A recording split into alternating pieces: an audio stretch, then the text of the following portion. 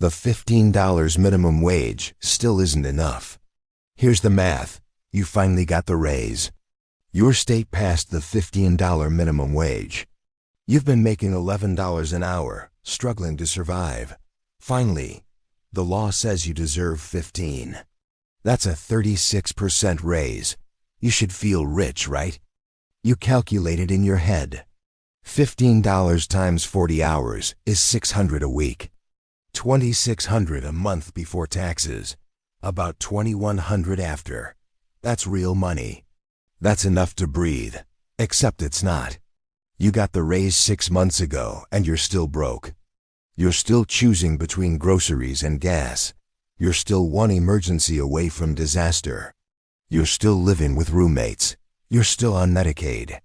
And you're starting to think maybe you're the problem. Maybe you're bad with money. Maybe everyone else making 15 is doing fine and you're just failing. Let me stop you right there. You're not the problem. $15 an hour isn't enough. It never was. And today I'm going to prove with actual math why the fight for 15, even when we win it, still leaves millions of workers in poverty.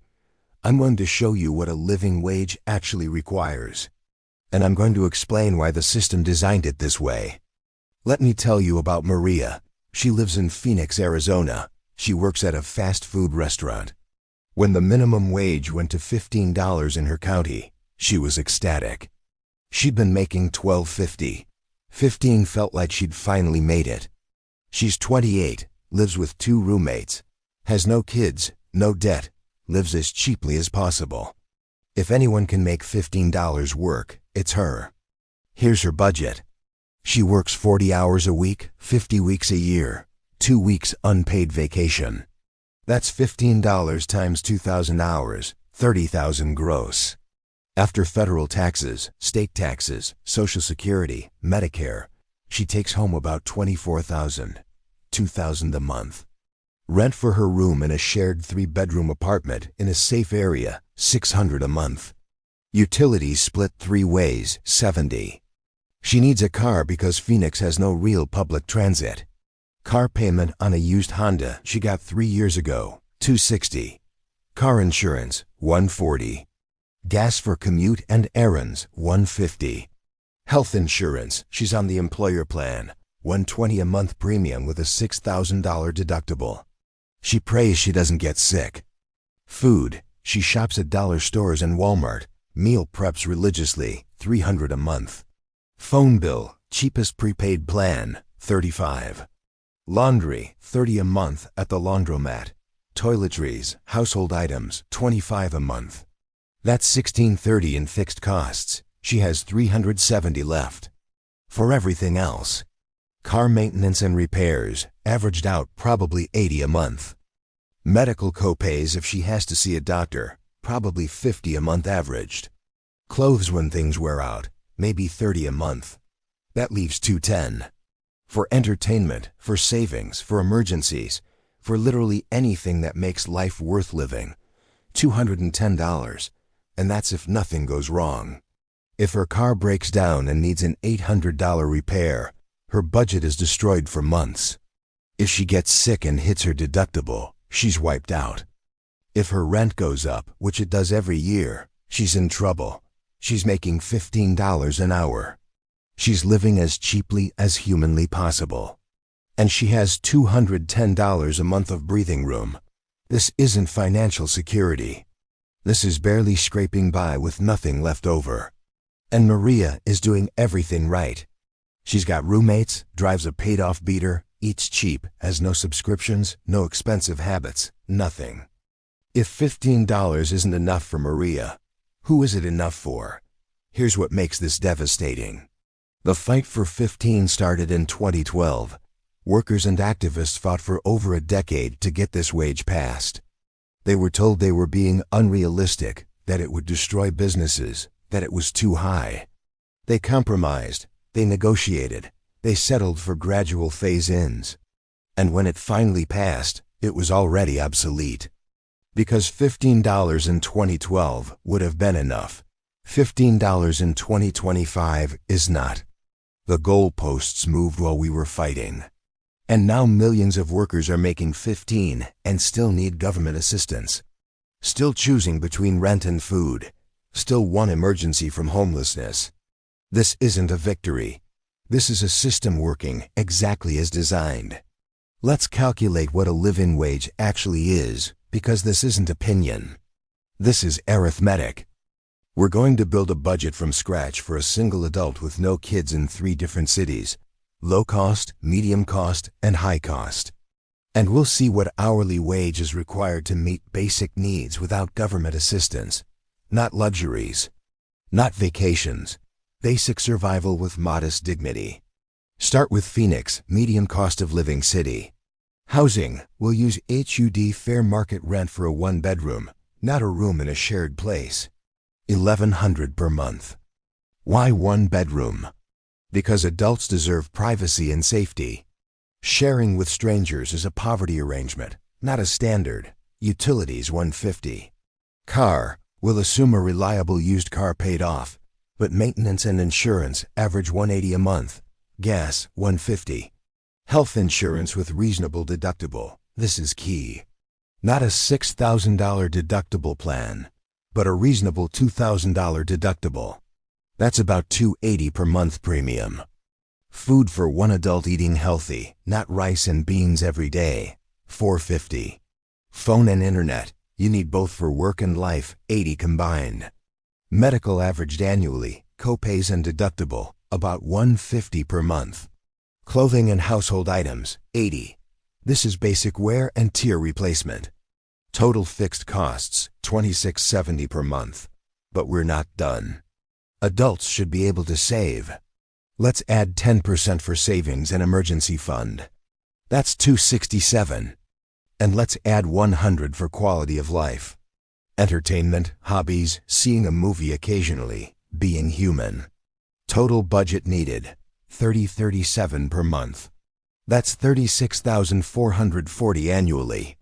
To earn that after taxes, you need about $45,000 gross. That's $22.50 an hour. Maria is making 15. She's $7.50 per hour short of a basic living wage. That's $15,000 per year short. 36% short of basic survival. And remember, this is Phoenix, a medium-cost city. Let's do San Francisco high cost. Fair market rent for 1-bedroom $2,800. Utilities $200. Car less necessary, but insurance and gas still $300 combined. Health insurance $350. Food $600. Phone and internet $80. Medical averaged $200. Clothing and household $100. Total fixed costs $46.30. Add 10% savings $463. Add quality of life $100. Total needed $51.93 per month. That's $62,316 annually. Gross needed about $78,000. That's $39 per hour. 15 in San Francisco is $24 short of living wage. You'd need 2.6 full-time jobs at $15 to afford basic life in San Francisco. This is why you see tech workers making 6 figures and still struggling. The city is genuinely that expensive. Now let's do Jackson, Mississippi, low cost of living. Fair market rent 1-bedroom, $700. Utilities $120. Car necessary $150 for insurance and gas combined. Health insurance $250. Food $350. Phone and internet $70. Medical $120. Clothing and household $60. Total fixed costs $1820. Add 10% savings $182. Add quality of life $75. Total needed $2077 per month. That's $24,924 annually. Gross needed about $31,000. That's $15.50 an hour. Even in the cheapest city in America, $15 is barely enough. And remember, we're not including kids. Add 1 child and these numbers explode. Child care alone is $1,200 per month. That's another $14,400 annually. A single parent making 15 in Phoenix would need to work 80 hours per week to afford 1 kid. 80 hours. That's 2 full-time jobs. Here's the devastating comparison. In 1968, minimum wage was $1.60.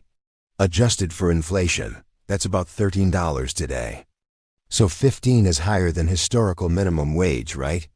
But that's the wrong comparison.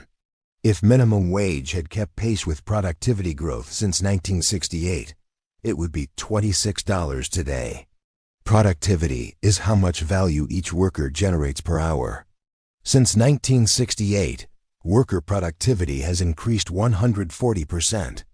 Workers today produce 2.4 times more value per hour than 1968, but wages only increased 12% after inflation.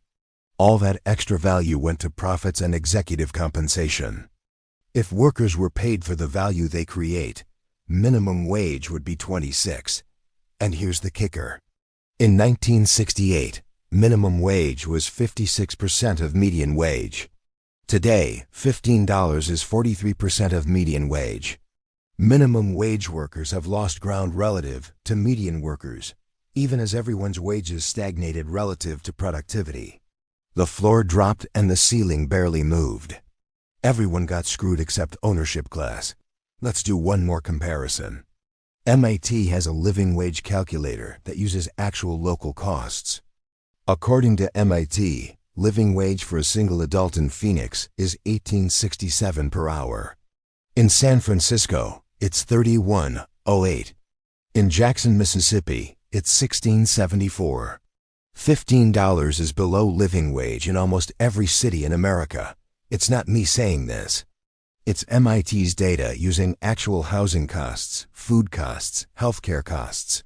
15 is insufficient everywhere. So if 15 isn't enough, why did we settle for 15? Why did the movement not demand 25 or 30? Because the $15 demand was a compromise from the start, and even that compromise took over a decade to partially win, and the system fought it every step of the way. Let me show you how this happened and why it's designed to keep you exactly where you are. The fight for 15 started in 2012 when New York City fast food workers walked out demanding 15. At that time, federal minimum was $7.25. 15 was more than double. It felt radical. Business groups said it would destroy the economy. They claimed restaurants would close, unemployment would spike, inflation would explode. They had economists, think tanks, lobbyists, all saying 15 was economically impossible. But here's what actually happened in cities that passed 15. Seattle passed it in 2014, phased in by 2021. Restaurants didn't mass close.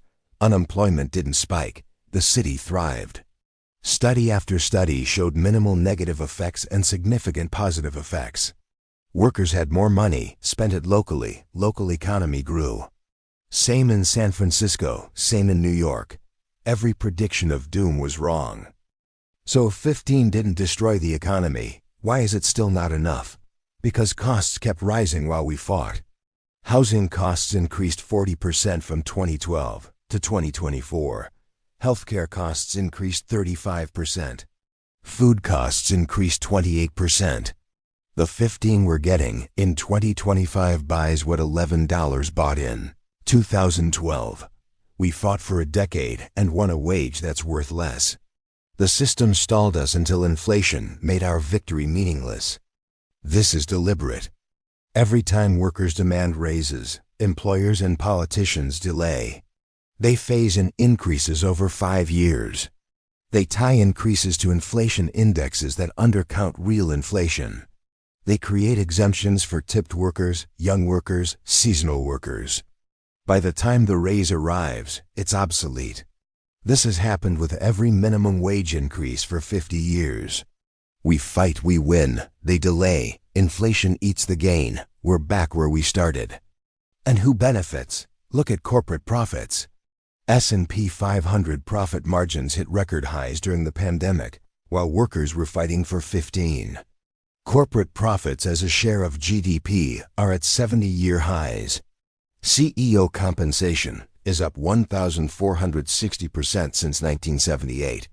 Worker wages up 18%. The money exists. It's just being hoarded at the top. Here's the mechanism. Companies like McDonald's, Walmart, Amazon, they employ millions at low wages. If those wages went to $25, their labor costs would increase significantly. Not enough to bankrupt them, they're some of the most profitable, but enough to reduce profit margins. Shareholders don't like reduced margins. Stock prices might drop. Executive bonuses are tied to stock prices. So executives have personal financial incentive to keep wages low. These companies then fund think tanks and lobbying groups that produce studies claiming wage increases hurt workers. They fund politicians who vote against increases. They threaten to cut jobs if wages rise, even though studies show they don't actually do this. It's a protection racket. Pay us poverty wages or we'll hurt you by cutting jobs. Except they're already cutting jobs through automation. Wage suppression is just profit extraction. The political system enables this. Both parties take corporate donations. Democrats give lip service to raising wages, but rarely deliver transformative change. Republicans openly oppose it. The result is gridlock punctuated by occasional small increases that are already obsolete when passed. Federal minimum hasn't moved from $7.25 since 2009. 15 years of zero increases, while costs exploded. State and city governments do better because they're closer to voters and less captured by corporate lobbying. But even there, increases are phased in slowly. California passed 15 in 2016, to be fully implemented in 2022, 6-year phase-in. By 2022, living wage in California was $23. They phased in an insufficient wage over 6 years, during which it became more insufficient. Here's the international comparison that makes US look absurd. Australia's minimum wage is about $14 after conversion. But they have universal health care, subsidized childcare, better worker protections. Effective purchasing power is like making $25 in the US. Denmark has no minimum wage, but fast food workers are unionized and make about $22 with 6 weeks paid vacation, health care, and pension. US workers making 15 get none of that. They're competing on wage alone while other countries bundle wage with social supports. The system is designed to keep workers desperate. Desperate workers don't organize. They don't strike. They accept bad conditions because they need the job. They work sick because they can't afford to miss shifts. They don't complain about wage theft or safety violations. Poverty is a feature, not a bug. It keeps labor cheap and compliant. And the cultural narrative supports this. Americans are taught that poverty is personal failure. If you're making minimum wage at 30, you must have made bad choices. Should have gone to college, should have learned a trade, should have worked harder. This narrative ignores that we need people to do these jobs. We need fast food workers, grocery store clerks, home health aides, childcare workers. These are essential jobs. We learned that during COVID. But we pay them poverty wages and tell them it's their fault. The system also pits workers against each other. People making $20 an hour get angry when minimum wage workers demand 15. I went to college and make 20. Why should burger flippers make almost as much? This is crabs in a bucket mentality. Instead of recognizing that 20 is also too low and demanding 30, they punch down at people making even less. This division prevents solidarity that could actually raise everyone's wages. So 15 isn't enough. The system is designed to keep it insufficient. What do you actually do? Because I'm not going to tell you to wait. That could take decades. You need solutions now. But I'm also going to tell you what we need to demand collectively, because individual solutions don't fix systemic problems. Individual strategies first. If you're making 15 and it's not enough, focus on income increase. Look for jobs that pay more. In most cities, warehouses and logistics pay 18 to 20. Manufacturing pays 20 to 25. Healthcare support roles pay 17 to 22. These jobs exist and they're hiring. Apply relentlessly. Job hopping is how low-wage workers increase pay fastest. Companies won't give you meaningful raises, switching employers does. Get certifications that increase pay.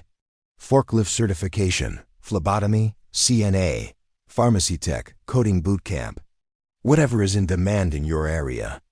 Research what skills pay better and get them. Community colleges often have free or cheap programs. This is higher return than working a second minimum wage job. 15 hours at second job nets you about $800 per month. 15 hours getting certified nets you $5,000 per year, raise forever. If possible, relocate to lower cost areas. 15 in San Francisco is poverty. 15 in Jackson, Mississippi is livable. Remote work has made this more possible. If you can work remotely for San Francisco wages while living in Mississippi, you've arbitraged the system. Not everyone can do this, but for those who can, it's life-changing. Form informal worker groups. Talk to coworkers about wages. Organize for collective action. You don't need formal union to collectively bargain. Informal agreements to all demand raises together or all walk out together work. Employers can't fire everyone. Coordinated action has power even without union structure. Share wage information. Employers hate this because it reveals pay disparities and gives workers leverage. Do it anyway. Use every government assistance you qualify for. SNAP, Medicaid, EITC, housing assistance. These exist because wages are insufficient. Using them isn't failure, it's survival. And politically, high usage of these programs reveals that wages are too low. If 15 was enough, nobody making 15 would need an app, but millions do. That's data proving 15 is insufficient. Now collective action. Because individual optimization doesn't fix the system. We need political organization demanding living wages, not just minimum wages. The demand should be $25 federal minimum, indexed to inflation and local cost of living, not 15. 15 was already a compromise in 2012. In 2025, we need 25 or more. Support union organizing everywhere. Union workers earn 13 to 20% more than non-union equivalent workers. Unions are the only institution that have successfully raised wages at scale. The decline of unions tracks perfectly with wage stagnation. Rebuilding union power rebuilds worker power. Support strikes, join unions where possible. Vote for politicians who strengthen labor law. Demand universal health care. Healthcare costs are one of the biggest expenses, making 15 insufficient. Every other developed country solved this. We can too. Medicare for all would eliminate health insurance premiums and deductibles. That's $4,000 to $6,000 per year per worker freed up. Equivalent to a $2 to $3 per hour raise for everyone. Demand housing policy. Rent control, public housing, zoning reform to allow more construction. Housing costs are the other major expense, making 15 insufficient. Vienna, Austria has 62% public housing. Rent is capped at 25% of income. This is solvable. We choose not to solve it. Demand politicians who will. Vote in every election, especially local. City and county minimums wage often higher than state. States higher than federal. Local politics matter more for wages than federal because they're less captured. My corporate lobbying. Show up to city council meetings and demand living wages for city contractors. Pressure works at local level. Here's what I need you to understand. Maria is making $15 an hour. She's living as cheaply as humanly possible. She has $210 per month of breathing room. She cannot save for emergencies. She cannot save for retirement. She cannot afford to have children. She cannot afford to buy a house. She's one car repair from disaster. This is not a living wage. This is survival wage with no security. The fight for 15 was supposed to be a solution. It's not. It's a band-aid on a system designed to extract maximum labor at minimum cost. 15 in 2012 would have been enough. 15 in 2025 is insufficient everywhere. The goalposts moved while we fought. And the same forces that fought 15 are now fighting 20 or 25. They'll keep fighting every increase, because every dollar in wages is a dollar less in profits. But here's the thing they don't want you to know. The money exists. Corporate profits are at record highs. CEO pay is astronomical. Stock buybacks total billions. The money is there. It's just being hoarded. If minimum wage had kept pace with productivity, it would be 26. That's the value workers create. That's what we deserve. Anything less is theft. So yes, fight for individual improvement. Get better jobs, get certifications, move if you can. Organize informally with coworkers. Do what you need to do to survive. But also fight collectively for systemic change. Because your individual success doesn't help the next person making 15. We need to raise the floor for everyone. Demand $25 federal minimum, indexed to inflation. Demand universal health care. Demand affordable housing. Demand strong unions. Demand that work pays enough to live. This isn't radical. This is basic dignity. In 1968, minimum wage worker could afford a studio apartment working 40 hours. Today you'd need to work 80 hours at 15 to afford that same apartment. The system broke. We didn't. Maria shouldn't have to live with roommates at 28 making 15 an hour. She shouldn't have to pray she doesn't get sick because of her deductible.